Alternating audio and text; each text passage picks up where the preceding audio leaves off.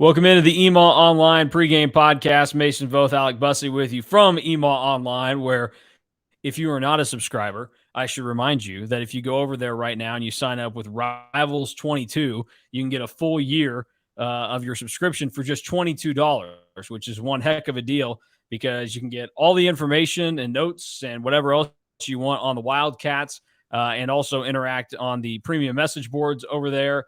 Where you can say whatever you want in a clean manner. You can't be a hooligan about it, but you can have a little bit of fun over there.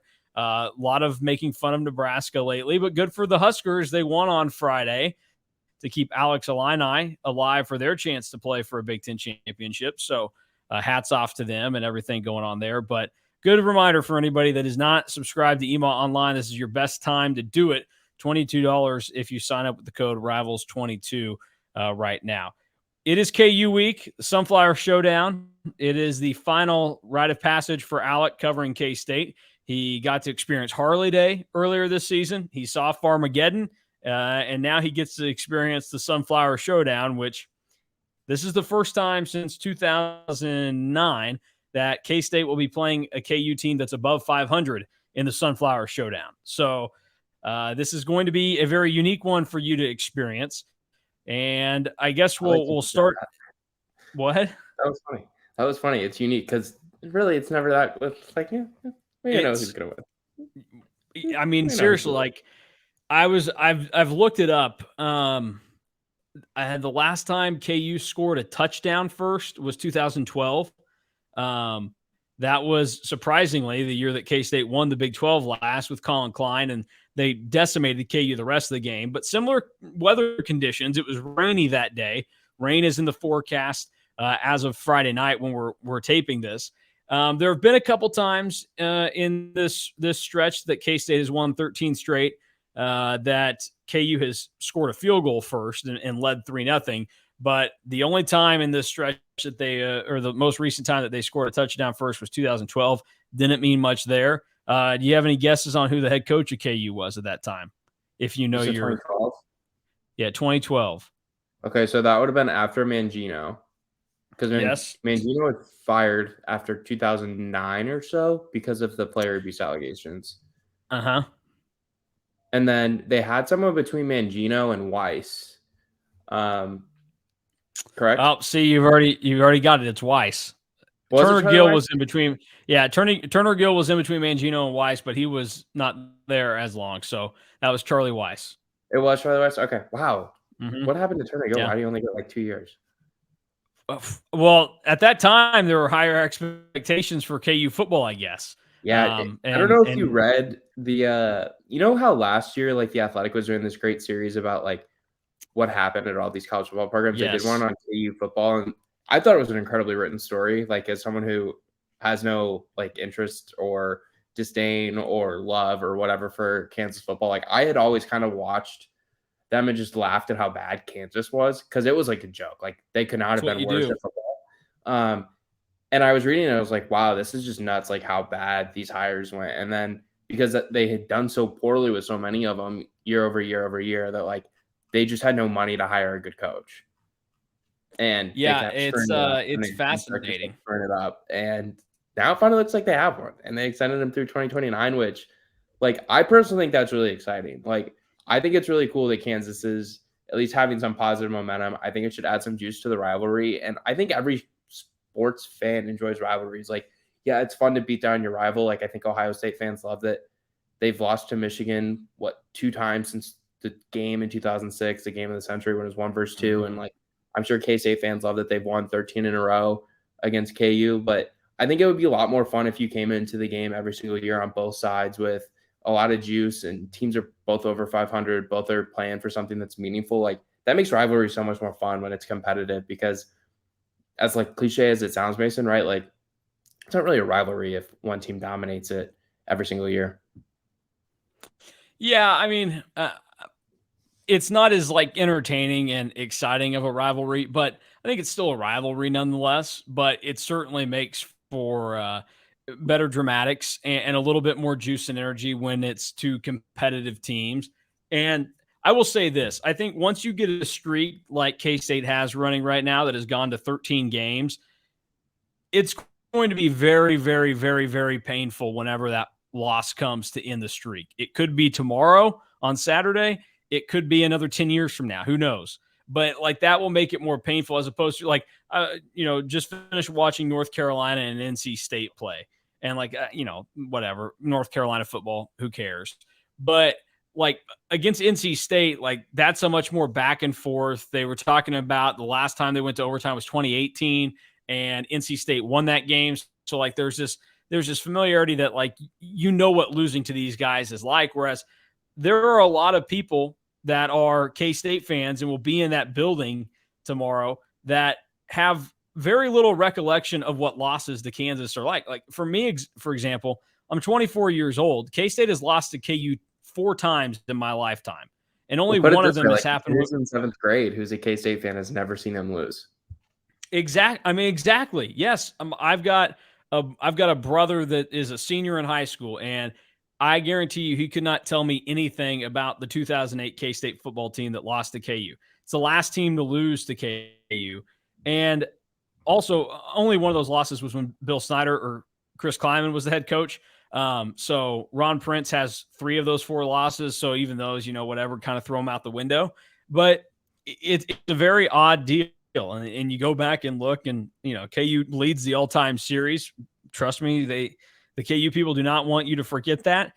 But also at the end of the day, like a lot of those were stacked up, I think, when we were still drafting people to go fight in like World War I or something. So it's kind of a unique thing. And this rivalry has, its own little unique situation with kind of the dominant stretches that certain teams have had. And it hasn't been the most entertaining in some regards. But I think tomorrow has more juice and energy going into it because the KU side of it is actually energized. And even though they've slipped over the last 6 games, or 1-5 in those, they still have all their eggs to put into this basket now. Whereas I think KU had kind of let the foot off the gas once they reached bowl eligibility because, again, similar to K-State, not knowing what losing to KU is like, KU football didn't know what winning was like. Like all those guys there have not won before. And most of the people involved around KU football, like they haven't had a winning season since 2008. So I think that it sets up for them to be excited and they have something to play for because if you're that KU team that ends this streak, you're going to remember it significantly, very similar to the K-State basketball team that ended their streak of losing to KU at home, Bramlage, Beasley, Walker, Pullen, Sutton, all those guys that were on that team. So I think it's going to be kind of fascinating to watch how this plays out and what goes on. And I think it's good for the fan interaction. But do you have any expectations for the crowd tomorrow night? Yeah, I mean, everything that I've kind of seen and heard and read is that it's going to be another sellout crowd. So I think that means K-State sold out every single home game this year, which is obviously something to be really proud of and something that they should be touting and using in recruiting and all those different tools because that's awesome. Like it's rare to sell out every single home game in college football these days, especially when you're not, a program that maybe traditionally does that year over year, week after week. Like, yeah, K-State has good history since, the early 90s, but selling out every game is really hard. I mean, over the last however many years, like the attendance rate at college football has been going down and there's less people watching on Saturdays. And I think those numbers are kind of up this year now that COVID's, kind of not a big deal in a lot of people's eyes, but it's cool that K-State's been able to do that. It makes it really exciting for the fans. And I think Kansas fans, maybe there'll be a few there, maybe there'll be a good amount there, but that just kind of adds to the juice of it where there's probably going to be some confidence from KU fans heading into this game that they're playing with house money. They've got nothing to lose. Mm-hmm. They're already bowl eligible. Yeah, they're 6-5. And if they win, they can go 7-5 and it'd be their best record since I think 07, correct? I don't know if you know what the record was in 08 off the top of your head. 08, I think they probably went 7-5. They played in the Insight Bowl. I think they beat Minnesota there. But I don't know for sure. It's likely they could have gotten there with it's one of those 2 years, and they're playing with house money, and they get an opportunity to, quite frankly, play the biggest spoiler of any team in the entire country on Saturday if they beat K-State because, one, it's obviously a rivalry game. 2, they haven't beat their biggest rival in 13 years. And 3, it would mean K-State doesn't go to the Big 12 title game anymore if they lose because of Texas's win over Baylor today down in Austin. Again, we're recording this on Friday. So, like, they get to play Blake ultimate Shapen. toilet. Well, yeah, he was. I mean, that was. Whew. I didn't. You watch, see why they in the first half. Oh man, you would have had to gone and like washed your eyes out or something. That was tough to watch from Blake Shapen today. And Texas, I mean, Texas are upon my -8.5 in our somebody bets this week, by the way. Somebody goes slap Steve Sarkisian and ask him, why were you not running the ball 100% of the time this season? Because when they have ran the ball this year, nobody has been able to stop them. But whenever they've decided that they need to throw the ball, they've run into trouble. Just a very, very strange situation. But Texas got a win today. They looked good for about 3/4 of the game, but there was a big quarter, and I'm talking about in like percentages. So like 75% of the game, Texas looked good. The other 25% was so bad that Baylor got to hang around. But that adds to this game for K-State and what the importance level is. Real quick, my knowledge of 2008 KU football on the money. They went 7-5, and then they beat Minnesota in the Insight Bowl. This is kind of shocking to me.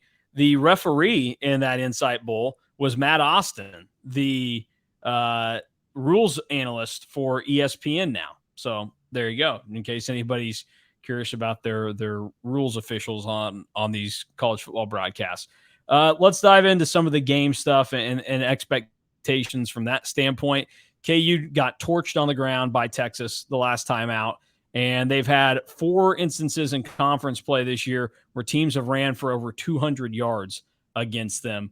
Do you anticipate K-State going over the 200-yard mark, and what should the expectation realistically be for how easy it is for K-State to move the ball against the KU defense? Yeah, I don't want to give up too much of the game preview. And if you haven't read that yet, like Mason said, get on EMA Online and make sure to read the preview for the game on Saturday against Kansas. But yeah, I think riding Deuce Vaughn is a huge key for K-State. They've had a lot of success running the ball this year. And obviously, Deuce has had a ton of success again this season. He's already topped 1,000 rushing yards on the year. He's, again, one of the nation's best backs. And for K-State to really kind of be successful on Saturday, I think it's essentially just a ball control game. Like, control the ball, don't let Kansas have it a ton, run as much clock. Like, generally, that's not the type of football that I subscribe to as a coach. But I think in this situation for K-State, it's like, just give the ball to Deuce, run for 3-4 yards at a time. Kansas gives up over 190 rushing yards a game, like 4.5 yards per carry. They're just about as a rush defense as Oklahoma is, basically. And K-State had good success against the Sooners early in the year. And, of course, they had that two-headed monster back then against Oklahoma that they don't have now with Will Howard kind of back there. Still can run a little bit, but definitely not the threat that Adrian Martinez is. So, yeah, I think Deuce should be a big focal point of the offense. I wouldn't be surprised to see DJ Giddens get a few carries like we saw against West Virginia, and a little bit down there in Baylor, too, the week before the West Virginia win. So I do think K-State should just kind of run the ball, try and win the time of possession. And I guess the term Snyder ball is used a lot in a negative phrase in the style that K-State played, but just kind of depends on the game and how it's playing out, I would say.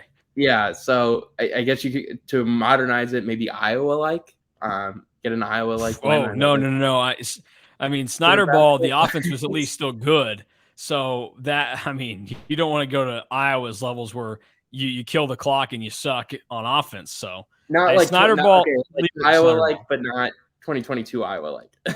Mm-hmm. Okay, well that'll do. The 4 teams that Kansas has allowed to run for over 200 yards. Oklahoma went for 298 against them. Baylor went for 273. Texas Tech went for 264, and then Texas for an outrageous 427. Texas Tech is kind of the weird one there because even though they've got some okay like guys that can run, it's nothing that kind of bangs you over the head. So you wouldn't have expected that there. So this KU team, it looks a lot like what people were trying to tell you they were at the start of the season. They were just facing competition that was at a low enough level to have issues. And like, let's be honest, if Oklahoma State was healthy when they played them, there's a very realistic possibility that this Kansas team is not bowl eligible right now. So even though this is going to be a step up, they are much more competent. That would be the word that I would use to describe them under Lance Leipold. Like, he is a legitimate coach, and that's the biggest difference as opposed to hiring Turner Gill Charlie Weiss or David Beatty is that, or Les Miles, when it came to hiring Lance Leipold, he is a legitimate hire that they made, and he can make a football team better, and he has. We saw a little bit of that last year. They started to do some things where, number one, last year, they beat their FCS opponent, which in that game they don't do if they don't have a coach that is competent. They have that, and now they translated it into, we have talent to beat teams that we are better than. Let's go out and actually do it now. They did that this year to the tune of their 6 wins that they've achieved. But in the other 5 games, you can tell that there are still some of the same flaws that are there as always for Kansas. So I think that K-State is going to try and establish the run pretty early. But I would say this, I don't want to see K-State be so committed to it that they kind of forget to go and throw the ball around early on in the game, especially if KU for some reason is shutting down the run with some success early. Make sure to keep it balanced still. I mean, you can throw in a few more run plays than pass than what your normal balance would be, but I don't want them just because they feel like it's going to be easier on the ground, or maybe it's a little bit scarier to throw the ball around against KU, to totally take the feel and the flow off of this offense right now, because I think they're doing things in a pretty good manner. I'm not too concerned about that, but I just figured it was something to be said, because if we do start to see that happen tomorrow, that would alarm me a little bit and make me, I guess, a little frustrated in seeing how the game gets called. But I think Colin Klein's been really good over the last half of the season and has done some really good things when it's come to his play calling. Yeah, I think Colin Klein kind of settled in. I mean, think back to the beginning of the season, Mason, and how frustrated some people were, not just with the play calls, but kind of just the scheme as well in certain situations and the philosophies that were being used. Like, he seems to have kind of settled in, gotten a better understanding of his personnel and what situations he can put different players in. I mean, think about how many guys have emerged over the last couple of weeks of the season. We've seen the wide receivers really take a step. We've seen Ben Sinnott turn into a pretty good pass catching tight end, which I don't think very many people had circled on their bingo card before the season started.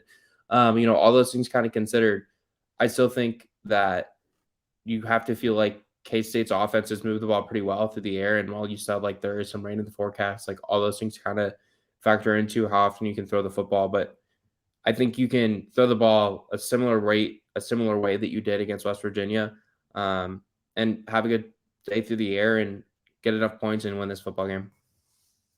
Yeah, I think seeing how they manage that and where they let Will Howard go will be interesting. And then also just trying to make some of the decisions that are going to have to come their way. There are a lot of things that to me kind of stand out with what K-State can do to be successful. And offensively, I just think that like you don't change much. Like, that if you give Deuce the ball, he can break one off. Now, maybe you didn't notice this last week, but it felt like after that first couple of series, did it seem like Deuce's running was a little bit off than what it normally is? Like, I mean, he's quick, but he's not like the fastest guy on the field typically. But it didn't feel like he was making as many guys miss as he normally does. And whenever there was a hole, it didn't seem like he was able to get through it later in the game. I don't know if that's something where West Virginia just did a really good job of tackling, which is what the K-State players, credited him with afterwards. But I don't know. Did you notice anything that seemed a little off about Deuce Vaughn's performance in the last half of the game last weekend? I don't know. I'd have to go back and watch the film and just kind of reevaluate. All right, well, then maybe I'm alarming people without any cause. I know he's kind of dealt with different nagging things throughout the year. Yeah. We've seen him come into post-game media availabilities with a big ice pack under his shoulder, but that's not rare. Like, a lot of times guys have ice. Like, he's a running back. He gets hit hard. Like maybe dealing with the shoulder thing, maybe dealing with some lower half nagging things, ankles, knees, things that running backs and really all players trying to deal with at this time of the season. Yeah, so we'll see how it ends up going down. But offensively, I think K-State is set up in a spot to succeed. There's been a little bit of a banged up nature to some elements of KU. Nothing crazy though, and nobody like too terribly significant to my knowledge at this point in time. So we'll see how that all ends up going down. A couple of other thoughts when it comes to how things will ultimately go down tomorrow. Defensively, K-State has now lost 2 safeties in consecutive weeks. we knew the loss to Kobe Savage was significant, and then Sincere Mason goes down last week after he has a pick six in that game against West Virginia. Where's your confidence level stand right now for the K-State secondary, especially since we saw Drake Cheatham and Josh Hayes kind of get crossed up and confused a few times by a deep ball last week? Yeah, I mean, definitely losing your top two, I guess you could say, safeties at that particular position in the back end of K-State's defense is a concern. I thought Kobe Savage had a pretty good year back there, especially when you kind of consider that he was pretty much thrown to a fire from the get-go as a JUCO transfer coming in. Sincere Mason has obviously had a little bit of success with interceptions this year. I think that's 3 on the year that he had, if you include the one at West Virginia. I don't know why you wouldn't include the one at West Virginia. It was an interception.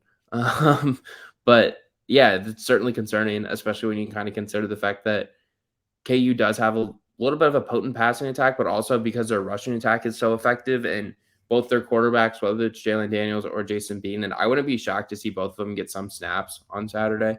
I do think Daniels will take a majority of them. There's no reason he shouldn't get most of them, but their quarterbacks and their rushing attack with Neal do have a good chance of getting to the secondary, and that's where you need your corners, your DBs, your safeties to really be able to bring guys down once they get to the second level of the defense.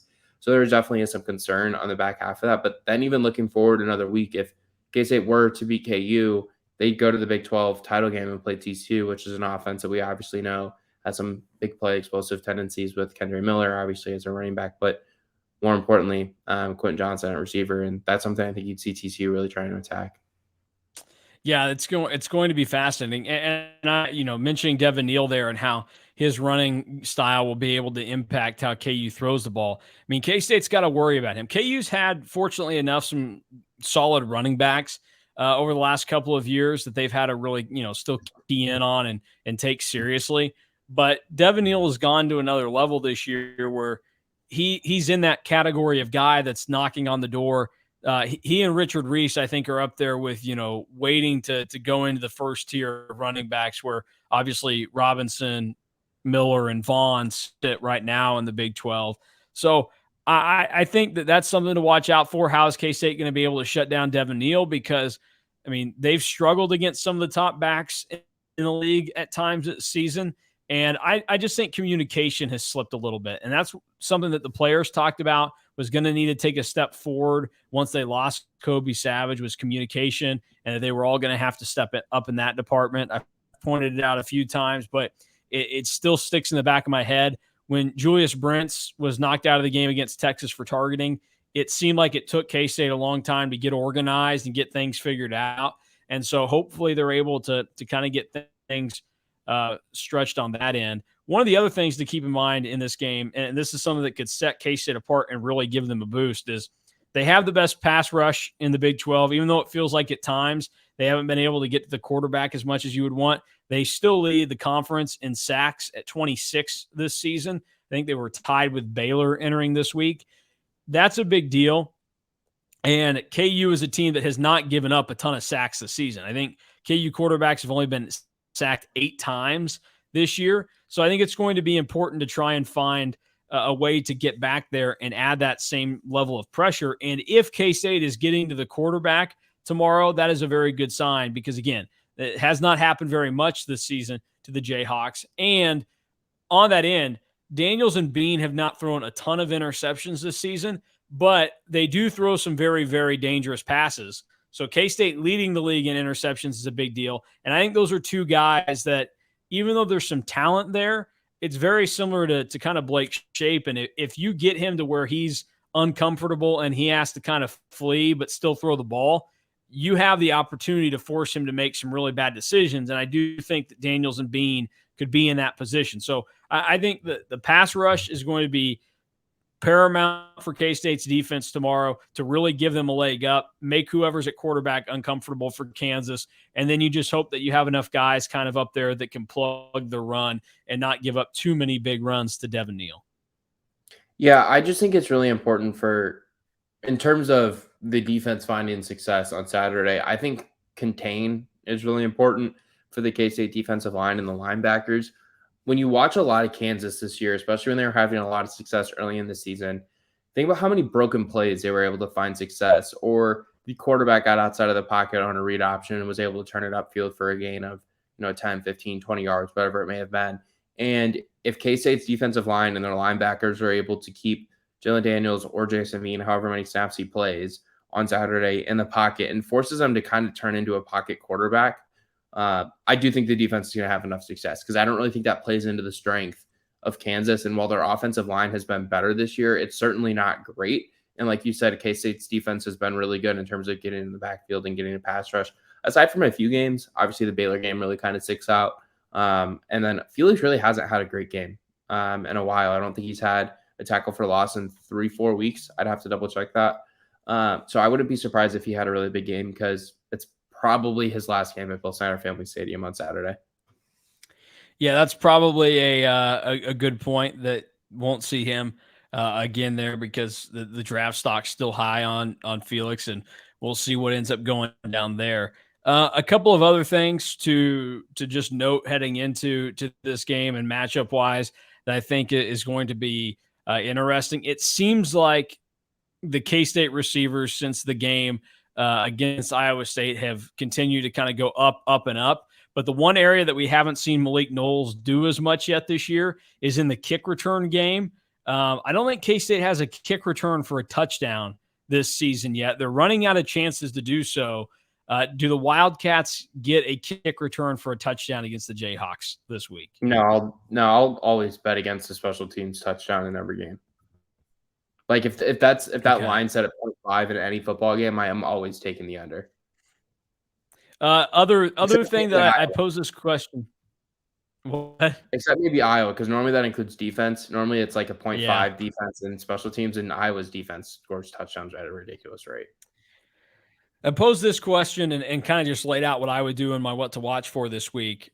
If K-State wins the coin toss on Saturday, should they take the ball and try and score first? My vote is yes, because whenever they've done that this year, it has seemed to work out very well for them. So I like the confidence level, and I think that setting the tone early and just sucking the life out of KU and getting the crowd fully energized is your best move to not let the Jayhawks linger around. Yeah, I agree with that 100%. I think the last thing you kind of want to do if you're K-State is, and I do think this game's going to be close, like closer than maybe people want to admit or want it to be for a little bit. I think the best way if you're K-State to kind of really gain confidence and gain momentum is to come out and score on your first drive, or get a quick 3-and-out or a good stop on the defensive side if your defense is put on the field first, and then score. Like, you want to get up, you kind of want to set the tone of the game, and if you can do that early, I think you're going to feel pretty good about your chances as the game kind of goes along. Because think about the games that K-State has lost this season. The Texas game fell behind. The Tulane game fell behind. And obviously the loss at TCU is kind of one in of itself. Like, it's an odd circumstance and everything that happened. But once they kind of fell behind, and they did fall behind in that game. TCU did score first there, so that's true. Technically, true. I guess where I was going with this, like, once they fell behind against TCU in the second half, I was like, all right, this game's over. Like, they weren't coming back. And granted, like, there's real weird circumstances in that game, but once TCU took the lead, it was like, okay, this isn't going to go back to K-State's way. Yeah, I think it's very rare, and typically for teams that, I mean, K-State has one of, if not the best defense in the Big 12 this year. So typically for teams like that, like, you would go with just the idea that, hey, we're going to defer, and then that way we get the ball to start the second half. But for the way K-State has operated this year, like, it's just made sense. There's something that this team embraces, and they go out and they have this motivation. They feel really good about what they're doing. So I'm all about that for K-State to decide to take the ball first and try and go get the job done. And we'll see if it pays off for them against Kansas if they can win the toss. Do you have any other football thoughts before we move on and touch on the week that basketball had real quick? No, I'm just really excited to get to experience my first Sunflower Showdown. I think it's going to be a lot of fun. And obviously, with all the other storylines, it turns into an even more fun game to cover and potentially write about afterwards. Yeah, we'll see what the outcome ends up being. Cats just got to get a win, and they go to Arlington next week. If they lose, then they will just have to sit around and wait until they end up going to whichever bowl game it would end up being. Real quick before we talk about the K-State men, I want to give a shout out to the K-State women who are now 7-0, number 25 team in the country. They beat Northern Arizona tonight, 93-80. So back-to-back nights with a win for the K-State women. So just a little shout out there and everything that goes into that. They're having a strong performance right now. Although it does look like Jeff Mitty got 2 technicals in tonight's game and got ejected. So I'm all about that. I love a good old-fashioned ejection. For the K-State men, they are 6-0. They win the tournament down in the Cayman Islands Classic on Flow Hoops, which, had 0 issues. Nobody had a problem with it except for the night that it didn't work for the first little bit. And K-State, they didn't work for the first little bit in that game against LSU, but then they finally turned it on, got after it, and I think this was an impressive week for them. I thought they'd go down there and probably go 2-1, and then I was kind of convinced after the way that they played against Nevada that even though they came back to win, it was just going to be tough. They'd had to play the late game every single night. They had to go to overtime. So much that went into it, and it felt like maybe LSU was just going to be a little bit fresher and be able to beat them. And they got down in the game, but they fought all the way back, got a big win. And it doesn't change my thought of how K-State will be this season because I was a little bit higher on them than some to start. I think that they finished 6th or 7th in the league and can, at least be scrappy enough to where we're talking about them being a bubble team the entire year. But how K-State performed this week change your perception of them, Alec? Yeah, I always thought they had the potential to do the things that you did. I just needed to see it kind of come to fruition. And while I wasn't able to watch a ton of the games this week because I was traveling back home and spending time with my family on Thanksgiving, which we celebrated on Wednesday, so I wasn't able to watch literally any of the game against LSU. I was able to kind of communicate with you a little bit about it. And just kind of before the show, we were talking about just major takeaways. And I said to you that my biggest takeaway coming out of the game against Cal, which was obviously a good week or plus ago, was that it felt like K-State kind of had their 2 biggest question marks kind of answered. They had their alpha in Keontae Johnson, considering the way he played against Cal down the stretch. And then they had their leader with the way Marquise Noel played. And looking at the numbers, kind of looking back at some of the highlights and things like that, it's very clear that those 2 things seem to kind of be true. When you think back to the end of the LSU game, the ball is put in Keontae Johnson's hand, and obviously has it stripped and loses it, but he gets it back, and who does Deathly Seals give it to immediately? Gives it quickly back to Keontae Johnson, who hits a little floater off the baseline to put K-State up. But then also the way Marquise Noel played in the last 2 games down there in the Cayman Islands was really, really impressive. He gave K-State a chance to win, and quite frankly, Mason, you'll be better at, I guess, diagnosing this, but in my opinion, he looks like a point guard who has a good grasp and feel of what he's being asked to do, but also it looks like he's playing with a lot of poise, which from my understanding, he maybe struggled with at times last year. We haven't seen him and you can still that are called for. He's just playing in good flow. You can still see it at times. He's done it occasionally, but what he's done a good job of, it's been one time, and then he erases it, and then he gets back to playing within the flow of some kind of offense, and things start to look much better. So, I think he's improved. I mean, this is kind of what stands out. And it's only 6 games, but every single category that he has is improved from last year. He's averaging the least amount of turnovers in his career at 2.5 a game. He's dishing out almost 8 assists a game right now. And then the 15 points. That's a lot. He had. I think it might, though, with the guys that he has with his assists. I think the way that he moves the ball, he gets enough time out on the floor. I do think that he can probably get it to hang around, that 7 to 8 range. I mean, he had over 10 in 2 games. He had over 10 against Nevada. Back to back. He had over 10 against Nevada and LSU. Rhode Island. And I don't know what he finished with against LSU, but I think he was over it again then. I know he had 12. He only had 4 against LSU, but it was 12 against Rhode Island and 11 against Nevada. So, I mean, he's giving it out at a pretty good level right now. And he's got the dudes that can finish inside, too. That's the thing that helps him right now. It's like if you've got Tomlin and Johnson to get the ball to, that's beneficial. His 15 points a game he's averaging at this stage is the most since his sophomore year at Little Rock when he averaged 17 a game. And then in addition to that, this is the most notable. He's shooting it at 37% from three, which is much more similar to the numbers that people expected when he came to K-State. Last year, he took a lot more that weren't, I don't know, they weren't as necessarily in the flow of the offense. And I think that's just an example of what like having multiple guys around you that can play the game does. Because last year, it was him and Nigel Pack. They were the only two guys that seemed to get it and how it worked out there. Now he's got a much deeper repertoire of guys around him that can move the ball. And when they get it, then they can get it back to Noel, and he's in a good spot. So he can take a much better look from three. So there's still some of that wild side to him, but he's toned it down a bit, and he's improved in a lot of ways too. So I think that's significant.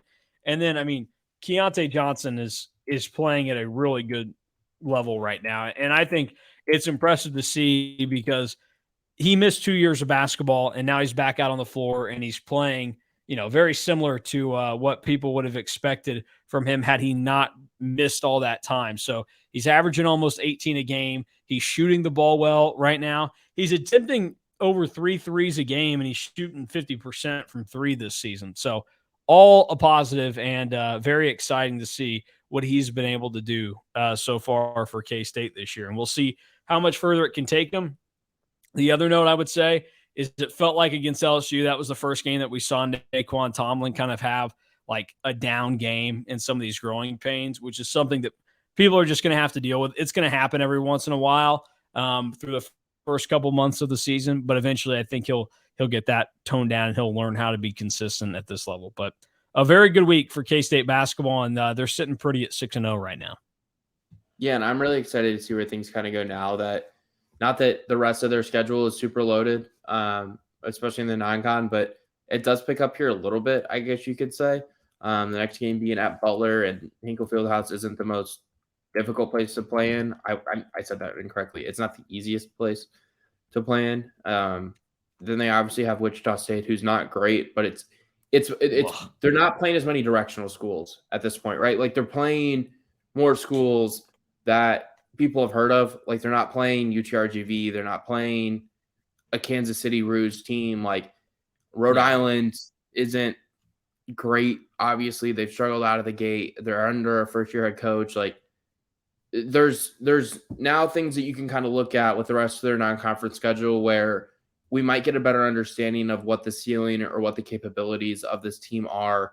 And again, like the rest of their non-conference schedule isn't very good. Like let's call a spade, but it does take maybe a little bit of a step up here where you go to Butler, it's a road game, come home, you got Wichita State, it's a better program. Then you got two cupcakes again, but then you play Nebraska, who is probably the worst team in the Big Ten, but it's a neutral site.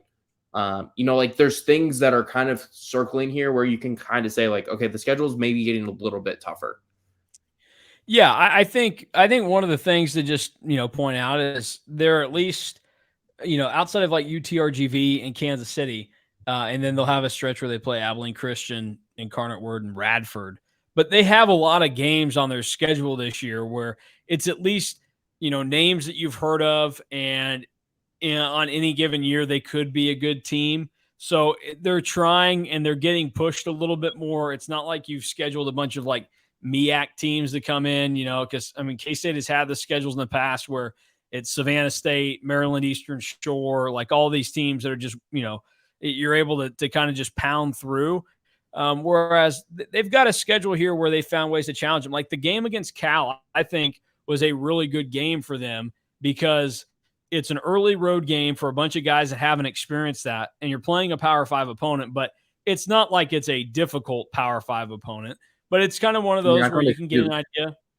You can get an idea of where the team is, and they did. And then I think that's a similar situation that they got in the Cayman Islands. Like they played a couple of teams there. Obviously, they overpowered Rhode Island, Nevada.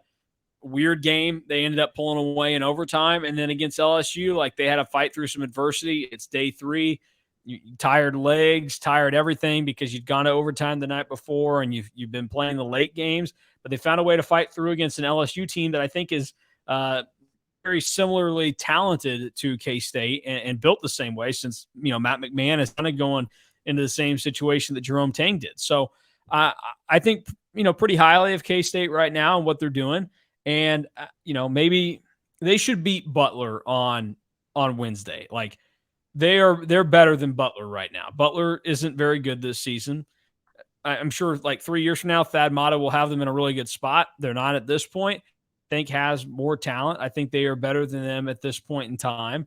We'll just see what happens. And then you should win the home game against Wichita State. Like, I don't think they go unbeaten in the non-con, but they should. Like, I think that it's likely to assume that I they agree. probably end up, going whatever the win total would be, and then like one loss tossed in there, and we may not know when it happens, but we'll see. I would like It's a fun time right now. I would like to. No, I don't put a ton of stock into Ken Palm at this time of the year when it comes to like your offensive and defensive efficiency numbers, because if you play a whole bunch of MEAC schools, like you said, like they should be really high.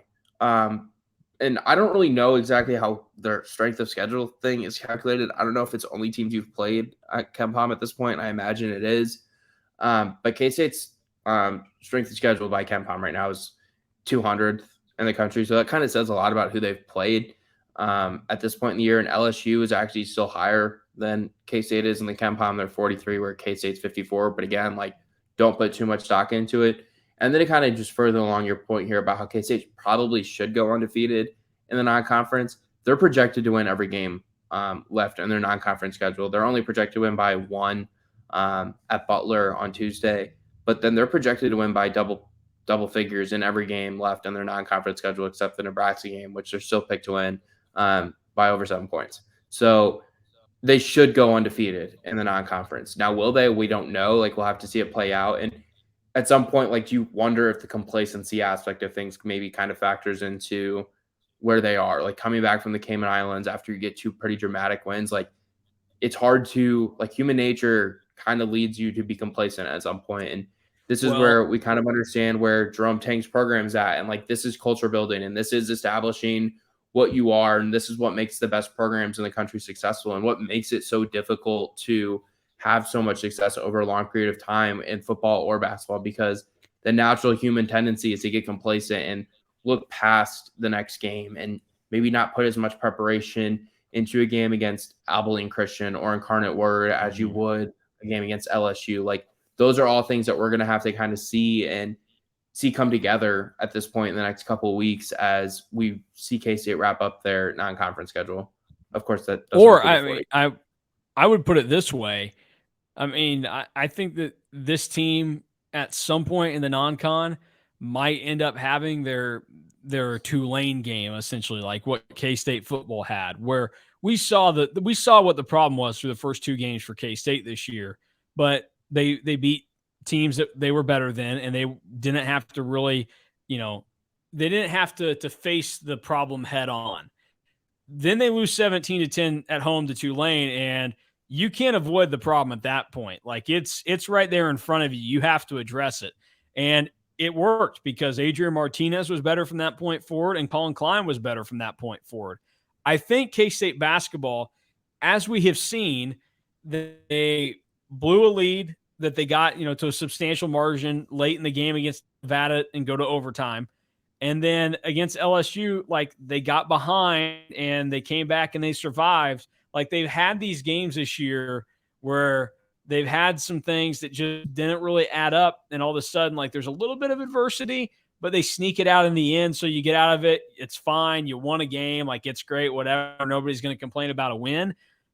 But it does feel like there are some problems there that will only be fully addressed and recognized by the players when they actually get bitten by it, which is, going to have to be a loss in some crazy way, because like, the coaches can see it. Like, they're smart enough guys, and they're trying, I'm sure, to explain to these dudes, like, hey, you know what we shouldn't do is get down by double digits to LSU in this game, or, we shouldn't blow a 9-point lead with 4.5 minutes left to go against Nevada.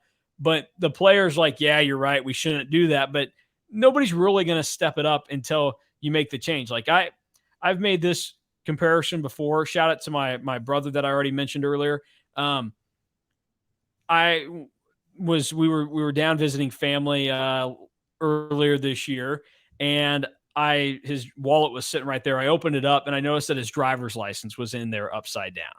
And I was like, okay, why would you just have it in there upside down, whatever? So I said, why do you put your driver's license upside down? And he goes, well, don't tell mom and dad, but I got pulled over the other night. And I was like, oh, was that your first time getting pulled over? And he was like, no, I got pulled over one other time. I was like, did you get a ticket ever? He's like, no. And I was like, so what did you do? And so one of them was for like, he didn't stop at a stop sign. And there was another one that I can't really remember what it was. It was for speeding. And so at that point, like, I'm thinking to myself, okay, this is great that he didn't get like dinged here. Like, I did when I was in high school. I had to pay a $280 speeding ticket. How fast are you on there, Mason? That's a massive speeding ticket. I was going to 80 and a 55. That's speeding ticket. How fast? Yeah. 80 and a 55. 80 and a 55. That's not that bad. So guess what I haven't done since then? School children getting off a bus? No, I was on an old highway. It was after school. Man. I was trying to get to work. And so I was like, old highway, like how many people are actually going to be there? So I'm flying, but then it's one of those deals where you're going and you see the lights go past you and you go, oh crap, that's for me. And I wasn't one of those lucky ones that got off with just a warning. Like I got dinged. Well, maybe because you're going 35 miles per hour over the speed limit. But guess what I haven't done since then is get pulled over or get a ticket of any kind. Whereas my brother, his first experience getting pulled over, he got pulled over again in like a 1 month time. And guess what? Like, it's because there weren't actual consequences that came with it. So like, I think at some point, and this isn't like, I don't think this is a problem for K-State. It's just going to happen at a frustrating time and they'll lose a weird game like to Nebraska or Wichita State or something, but it's going to pop up and you're going to end up having like, you're going to be in a situation where until the players like lose one of these games that they've kind of let a lead slip, they're not actually going to understand what needs to truly tighten up. So that's my only concern with the team right now. And then we'll see what ends up happening. Yeah, I just don't think you can have one of those happen against, Radford, Abilene Christian, Incarnate Word, like a game that you're supposed to win by 15, 20, 30 points. Like it can't happen in that kind of game because if it does, like that's a major ding on your tournament resume. And if the season goes as well as we think it can for K-State or they reach their potential, like they're probably going to flirt with a bubble at the end of the regular season, at the end of the Big 12 tournament. Just because I don't know if they're going to be able to stack enough conference wins with how tough the Big 12 is. Maybe they do, and we'll both be proven wrong, or they'll be in comfortably. But like a loss to any of the teams on their non-conference schedule is probably not going to look great. But a loss to Butler looks a hell of a lot better on your resume when it's on the road than a loss to Incarnate Word on your home court would. Yeah, I would agree. Like that's the type of loss you need to of the NCAA tournament. What you need to know is Iowa State was the darling of college basketball last year. They went 7-11 in the Big 12, and they got into the NCAA tournament. So because if you go 7, if you go 7-11, like that's fine. K-State went 6-12 with a bad team in the Big 12 last year.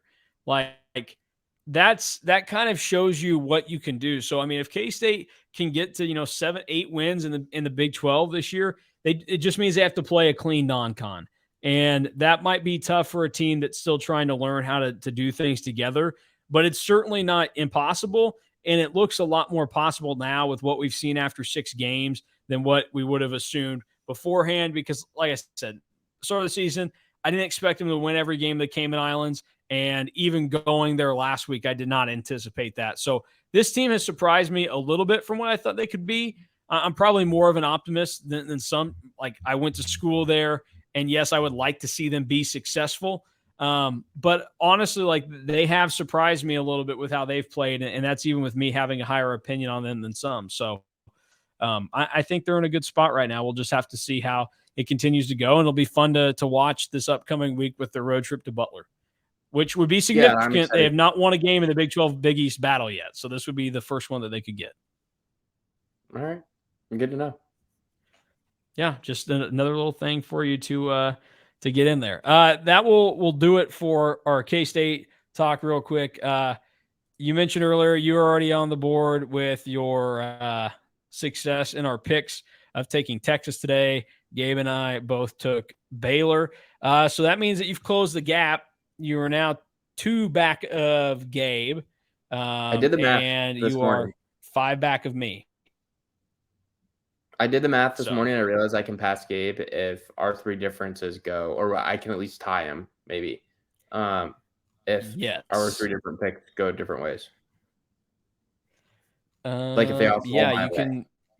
Well, I actually think that you guys are. Oh yeah, you're different on 2 others, so you can tie him up.